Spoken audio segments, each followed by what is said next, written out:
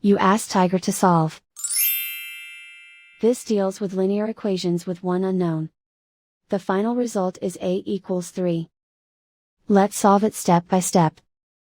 Simplify the expression. Expand the parentheses. Simplify the arithmetic. Group all a terms on the left side of the equation. Add 6a to both sides. Group like terms. Simplify the arithmetic.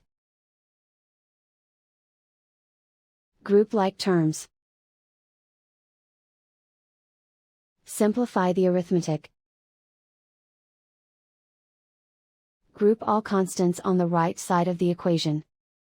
Subtract 9 from both sides. Simplify the arithmetic.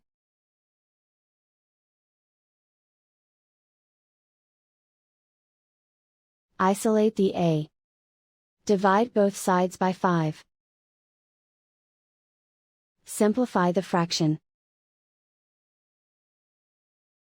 Find the greatest common factor of the numerator and denominator. Factor out and cancel the greatest common factor.